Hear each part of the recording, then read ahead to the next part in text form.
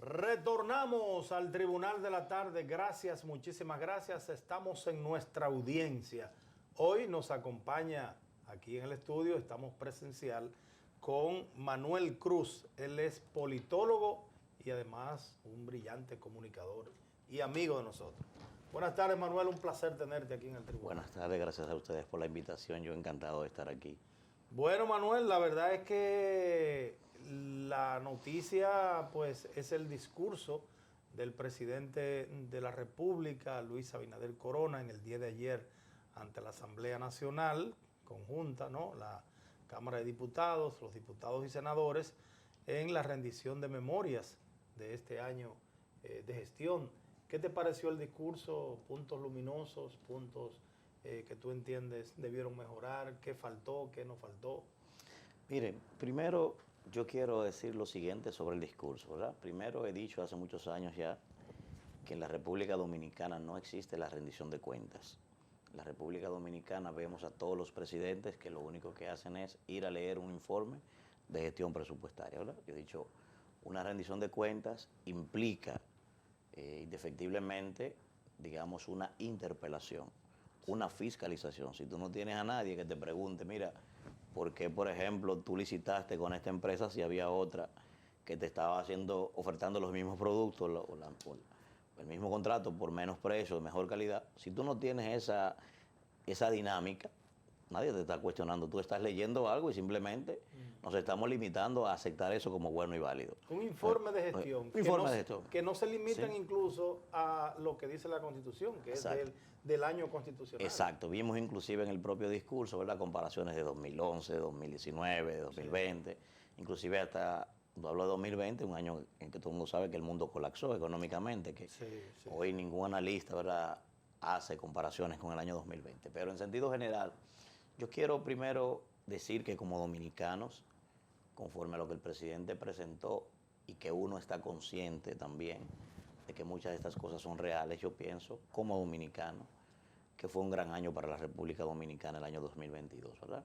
Sin que eso signifique, porque no quiero que se malinterprete, de que esa es la realidad de todos los dominicanos. Hay personas que quizás no le fue tan bien en el año 2002 o ese crecimiento económico que hemos presentado no han visto esa redistribución de esa riqueza en su hogar y por eso quizás no comparten lo que... Ahora, en sentido general, de manera holística, yo pienso que fue un gran año para la República Dominicana. Un año incluso de estabilidad económica. Exacto. Entonces, pienso que los puntos luminosos más importantes de este discurso, sin duda alguna, que para cualquier país del mundo, sobre todo nosotros viniendo de, digamos, de una sindemia, ¿verdad?, una combinación de una pandemia de tipo sanitario con una combinación de tema económico, la conjugación de dos cosas. Entonces, viniendo de allí, mantener la estabilidad macroeconómica en que encima de eso hayamos crecido 4.9, me parece que ese es el mayor logro que ha podido presentar el gobierno dominicano. Yo sé que eso tiene una discusión por el tema de la inflación. Mucha gente dice, no crecimos 4.9, sino que dejamos de crecer tanto. Entonces, eso ya es parte de la oposición. Me parece que eso es lo más importante. Segundo, nosotros tuvimos en el año 2022 una inversión extranjera, estamos hablando de 3.950 millones de dólares. Eso significa claramente que los extranjeros, los inversionistas, están confiando en nuestro país para hacer sus inversiones. Eso también me parece bastante exitoso y muy importante para nosotros los dominicanos. Tuvimos también un histórico en la recepción de turistas en nuestro país, cuando todo el mundo sabe que prácticamente el mundo colapsó en esta dinámica. Estamos hablando de que vinieron al país más de 7 millones de turistas por la vía aérea, ¿verdad?, y 1.3 millones por la vía marítima, ¿verdad? Estamos hablando de 8.5 aproximadamente millones de turistas y que eso generó a la República Dominicana 8.400 millones de dólares. Eso también es bastante importante para nosotros, además de toda la infraestructura que se ha diseñado en torno a este rubro, ¿verdad? Estamos hablando ya del lanzamiento oficial del proyecto de Pedernales. Iniciaron allí la construcción de 3 hoteles, donde estamos hablando de una revolución en términos económicos, laborales. O sea, estamos hablando de la creación de casi 3.000 empleos directos por este concepto y unos 6.600 empleos indirectos. estamos hablando de una inversión en principio de 400 millones de dólares. Eso me parece súper interesante también. Estamos hablando de un crecimiento de un 9% en las exportaciones nuestras, 7.700 millones de dólares por concepto de exportación en el tema zona franca en el año 2022. Todo eso me parece sumamente importante para nuestro país. Estamos hablando de la construcción en este año de 271 obras desarrolladas por el Ministerio de Obras Públicas. En el caso, por ejemplo, de la circunvalación de Asua, cuando entre el circuito, conjuntamente con la circunvalación de Baní, estamos hablando, señores, de 1 hora y 15 minutos que va a reducir esto para poder conectar esta región sur con el Gran Santo Domingo. Estamos hablando de un sinnúmero de infraestructura que se están desarrollando en todo el país. Teleférico de Santiago, el monorriel, de Santo Domingo.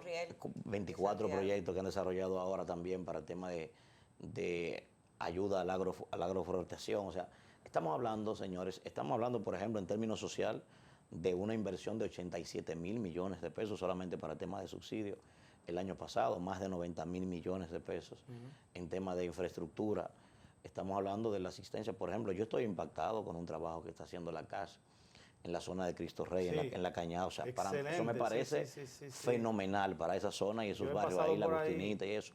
O sea, estamos hablando de que ahí se deben estar invirtiendo casi 3.000 millones de pesos en el saneamiento de esas cañadas, 42 kilómetros de cañada en todo el Gran Santo Domingo. Que el presidente lo mencionó ayer y decía que en prácticamente todos los gobiernos anteriores solamente se pudieron sanear unos 8 kilómetros de cañada y que ya en menos de 2 lleva más de 10 kilómetros. Que hay que decirlo, que lo iniciaron los gobiernos pasados. Recuerdo perfectamente el proyecto de Guajimía, ¿verdad? Que por ahí inició, se dieron unos apartamentos y todo eso. Sí. O sea, no se puede ser mezquino con ese tema.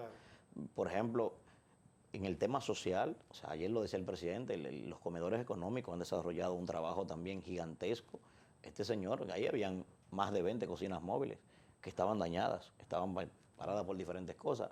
O sea, hay una multiplicación de los comedores fijos que se han desarrollado en todo el país también. O sea, en el propio plan social estamos hablando de que se asistieron a más de 4 millones de personas de manera directa con raciones. Indiscutiblemente todo tuvo un impacto sumamente positivo. Hay una obra positiva. ¿Cuáles serían esos aspectos dentro del discurso que desde tu visión como politólogo, como dominicano, entiendes que tal vez no fueron de las más luminosas o los puntos, las llamadas oportunidades? Yo pienso que hay datos, diría la famosa Kellyanne Conway, la asesora de Donald Trump, hechos alternativos, diría ella, ¿verdad? Para no decir que mintieron, ¿verdad? Ahora, hay unos temas, yo ayer destacaba por mi Twitter y se incomodaron los PRMistas conmigo por esto. Por ejemplo, el presidente de la República dijo que nunca en la historia habían ocupado los jóvenes tantos empleos formales en la República Dominicana. Dijo que en el año 2022 se crearon 89.000 empleos directos y que de esos 89.000 empleos directos, 33.927 fueron ocupados por jóvenes entre 18 y 30 años. Hasta ahí está todo bien, ¿verdad? Primero, yo he dicho, pero en el año 2022 fue precisamente donde miles de jóvenes se largaron de este país en la famosa Vuelta por México. Yo quiero enseñarles a ustedes, para que ustedes no piensen, ¿verdad?, que es un tema mío, para que no se piense que es un tema mío. Aquí está, mírenlo ahí. Ustedes pueden ver. Eso es Pucamaima, mírenlo ahí. Eso que está ahí, miren la fecha. 8 de febrero de 2023, mírenlo aquí. Ahí está sombreado. 8 de febrero de 2023. Pucamaima hizo una investigación respecto a ese tema y determinó que los jóvenes se están marchando del país, mírenlo ahí. Falta de trabajo, seguridad y derechos. Esa es la razón por la que los jóvenes se están marchando del país.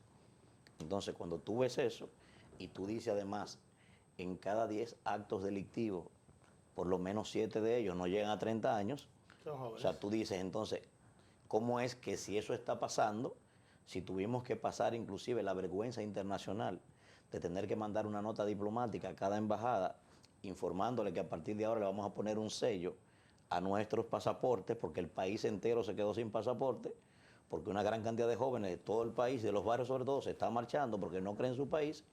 ¿Cómo tú le dices al mismo tiempo que por lo menos el 40% de todos los puestos de trabajo, o sea, oportunidades, ¿verdad?, que se están creando, lo están ocupando los jóvenes? Yo pienso que hay una contradicción. O sea, alguien está fallando en lo que está diciendo, ¿verdad? O es esta investigación, o es la realidad de los jóvenes que se están marchando, o son los datos que dio el gobierno. Yo no estoy diciendo que no hayan creado empleo con eso, ¿eh? Ahora, me parece que esa información no es tan real como la han planteado.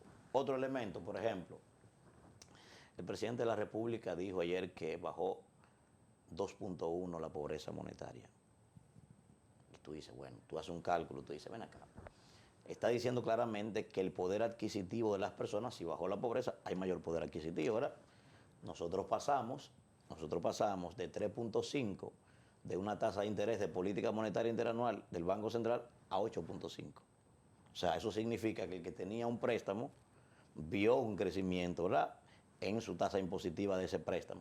Si tenía quizás una tarjeta de crédito, le pasó lo mismo, le subieron el interés. Pero además tú le sumas eso de que en el año 2021 fue la última apreciación de los salarios que se hizo, ustedes lo recuerdan aquel, ¿verdad? Correcto. Y encima de eso el propio gobierno está reconociendo que cerramos el año 2022 con una tasa inflacionaria de casi 8 puntos. Todos los productos se han disparado. Entonces tú dices, ¿cómo fue que la pobreza se redujo? O sea, si mi poder adquisitivo lo que se ha hecho es que se ha reducido, ¿cómo yo pude incrementar mi riqueza? O sea, son datos que uno dice, pero ven acá, ¿qué pasó aquí? Otro elemento, por ejemplo, el caso de los empleos. Miren, el presidente ha dicho que República Dominicana está viendo, digamos, un relanzamiento en términos de empleo en todo el país. Señores, solo de bachilleres, la República Dominicana lanza al mercado cada año a buscar empleo 120,000 bachilleres. Si nosotros estamos generando un promedio de 80,000 empleos directos cada año y uno le multiplica esos 3, ¿verdad?, indirectos, estamos hablando de 300 y tanto, casi 300,000 empleos. Ahora, cada año aquí hay una demanda de oferta de trabajo de casi 450,000 nuevos puestos de trabajo. O sea, tú dices, ¿qué está pasando? Entonces no puede ser que se reduzca, como él dijo, la tasa de desempleo en 1.1 si los empleos que creamos formales más los que ellos generan de manera informal no llegan a esa cantidad de demanda. O sea, evidentemente que cada año, aunque sea un porcentaje mínimo, se debe ir elevando la tasa de desempleo porque no producimos esa cantidad de oferta. Manuel, vamos entonces a la parte ya de la oposición, a la acera del frente. Más de 2 horas de un discurso que mucha gente entiende que ha sido muy extenso, 58 páginas, pero uno se pregunta, ¿cómo es posible entonces que la oposición en fracciones de segundo ya está aparentemente con un escenario montado respondiendo un discurso tan grande? En el caso de la Fuerza del Pueblo, quisiéramos que nos analice primero. Bueno, vimos, aunque un grupo de dirigentes importantes de la Fuerza del Pueblo, pero el vocero que salió a responder fue el propio Dionis Sánchez, que es senador de Pedernales, la provincia donde el gobierno ha impactado más, donde el propio senador Dionis Sánchez estaba aplaudiendo las obras de su provincia en el Congreso Nacional, y en el caso del Partido de la Liberación Dominicana, un Abel Martínez que ya se cree presidente también. Miren, primero, no ha de sorprendernos a nosotros ese ejercicio. Ustedes saben que es consuetudinario. Penosamente. Sí, de lado y lado. Eso es consuetudinario. Lo hacía el PRM y lo está haciendo también todos los partidos. Yo creo que Buenaventura Báez le hacía eso a Santana. para no decir que el PRM ni ¿verdad? Entre todos ellos. Para irnos más allá. Lili se lo hizo a Luperón y después Luperón se lo hizo a Lili. Yo creo que de ahí venimos, ¿verdad?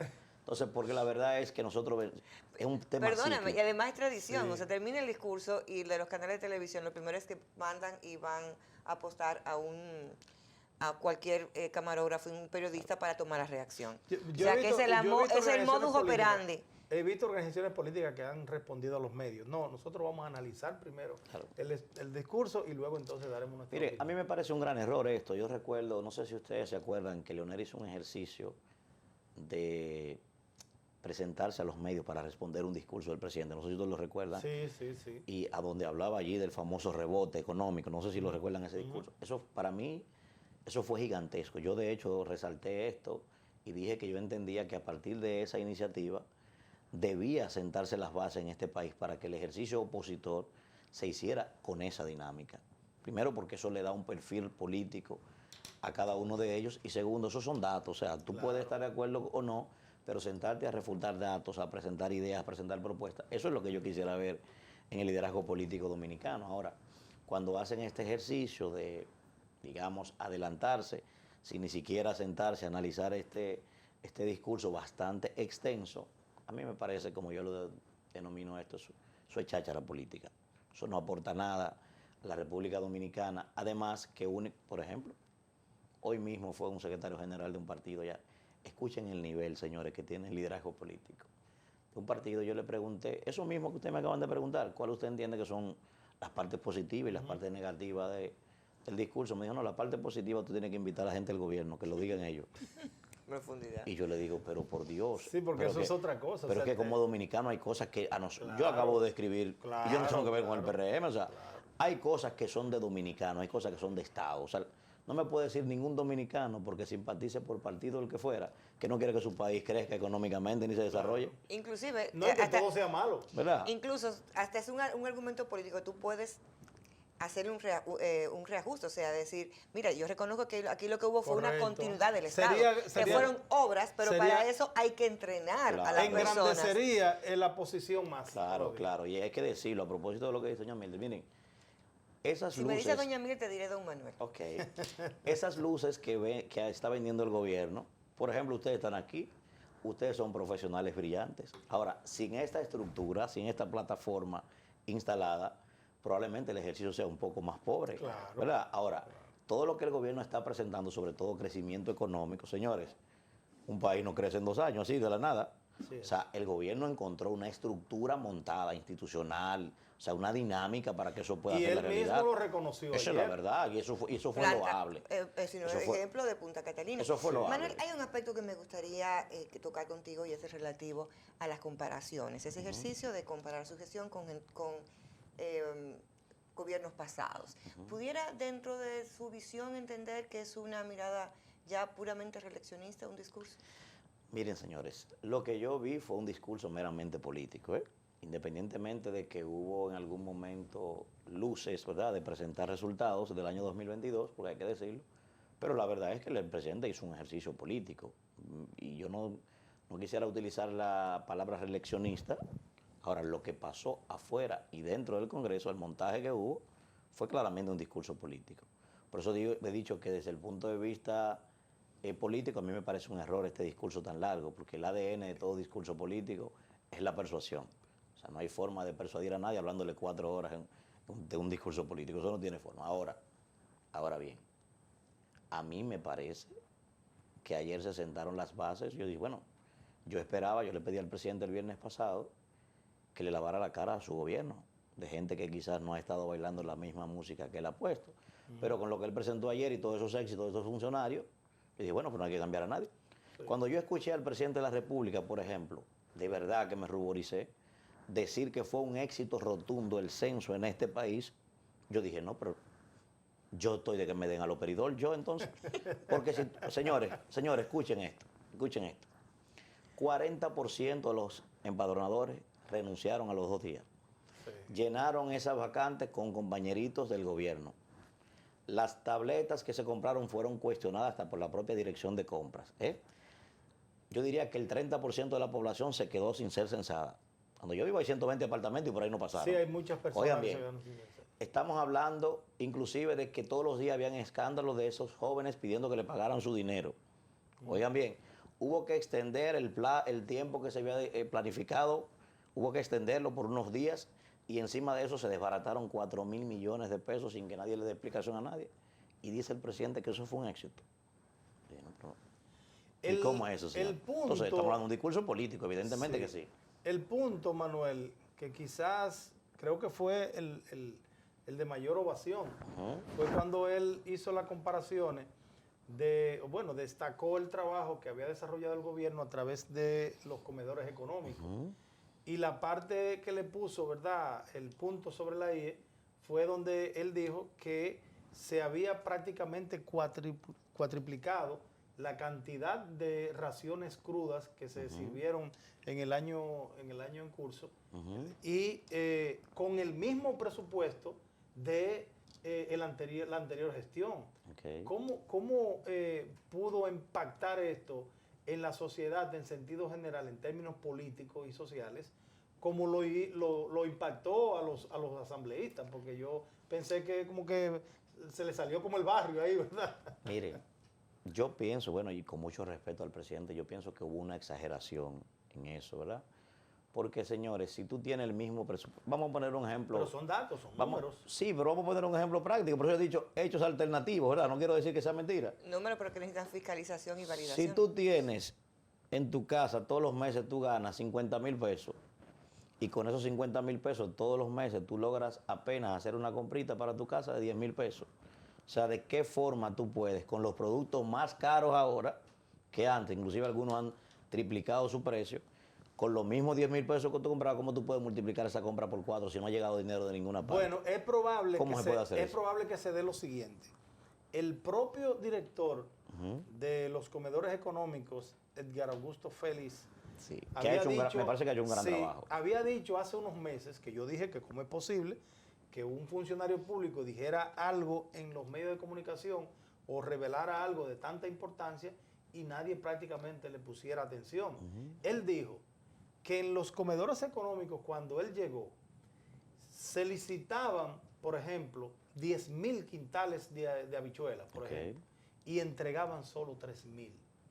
Y yo dije, ¿cómo es posible una gravedad tan grande? O sea, si él ha logrado que se liciten 1,000 y que se entreguen los 1,000, pues probablemente ahí pudiera darse eso. Ahí tendría razón el planteamiento. Entonces, ahora hay un ingrediente. Por ejemplo, ustedes hablaban de esa euforia que causó, sobre todo cuando mencionó el tema del pollo, que ahora pueden comprar 58 libras de pollos más. Miren qué simple, señores, para que ustedes vean. Vuelvo aquí, para que no me crean a mí. Miren aquí. Esta es la página del gobierno, ¿verdad? Presidencia, mírenlo aquí. Ahí está sombreado. En julio de 2021, el propio gobierno anunció, mírenlo ahí, un histórico aumento de salario en este país, ¿verdad? Ese histórico aumento de salario llevó a que el 98% de las empresas de este país, que son MIPYMES, el 98%, llegaran a un umbral de 12,900 pesos de salario.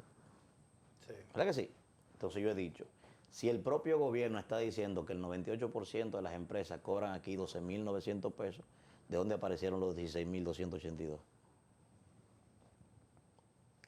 Buena pregunta. Esa es la página del gobierno. ¿Me están entendiendo, verdad? Sí, perfecto. Esa es la página del gobierno, no la de Manuel Cruz. 12,900 pesos es el salario promedio de este país, del 98% de las empresas, lo dice el propio gobierno y así lo tiene en su página publicado. Entonces yo no comprendo. La verdad es que no. Entonces, por esa razón es que uno se pregunta y dice, bueno, hay cosas que no era necesario. Por ejemplo, el tema migratorio, señores, miren. De verdad yo me sentí... Un caso espinoso. Yo me sentí afligido. Yo pienso que ese es un tema que el presidente no debió tocar. Muy complejo. Por dos razones fundamentales. El presidente se autoproclamó, digamos, ser el Duvalier de la frontera. Así yo lo sentí. El centinela. ¿Verdad? Es el Duvalier moderno del siglo XXI de la frontera. Y dijo que llamó a un pacto para que todos nos pongamos de acuerdo en este tema y que además de eso es un gran defensor de la integridad territorial de este país. Señores, ¿cuántos metros cuadrados se le está cediendo a ese lado con la construcción del muro nosotros? ¿Cuántos? Solo publicó el listín. 840,000 metros de tierra nuestros se están perdiendo con esa construcción. ¿Ustedes saben quiénes han hecho eso en este país? Solo 2 personas. El 8% de nuestro territorio se lo cedió Horacio Vázquez en el 29 a los haitianos. Y uno, que un grupo de anódinos que anda por ahí lo ha bautizado como el gran nacionalista, el señor Rafael Leonidas Trujillo Molina, le cedió 3% del territorio nuestro también a esos haitianos en el 36. Los únicos 2 presidentes que han hecho eso en este país, Luis se está uniendo a ese grupo. Pero además de eso, yo cuando lo escuché, yo dije, entonces fui yo que mandé ese proyecto de ley de trata de personas al Congreso. No fue el presidente. O sea, a mí me parece, y repito, yo he valorado y he destacado la intención del presidente, esa campaña que no le había hecho nadie en este país, la decisión de construir un muro. Eso me parece interesante y positivo. Ahora, eso lo está tirando por el suelo con ese proyecto. Ya después de ese proyecto, que el presidente él mismo mandó al Congreso, a mí me parece que el presidente quedó deshabilitado para hablar del tema migratorio en este país y del tema fronterizo. A mí me parece eso, y con mucho respeto al presidente, pero eso es un tema de nación, que yo creo que ningún dominicano debe cederlo, no importa que sienta cariño ni que sienta respeto por nadie. O sea, ese es un tema sagrado para los dominicanos. Y a mí me parece que quien le asesoró al presidente para que hiciera eso y mandar ese proyecto al Congreso, debe devolverle su dinero y pagarle intereses también. Pues la verdad que fue desastroso eso. Gracias Manuel por estar con nosotros aquí en este Tribunal de la Tarde. Nosotros vamos a una pausa comercial y cuando retornemos estaremos pues con Cristian Rojas dándole la vuelta al mundo a través de los deportes. No se muevan.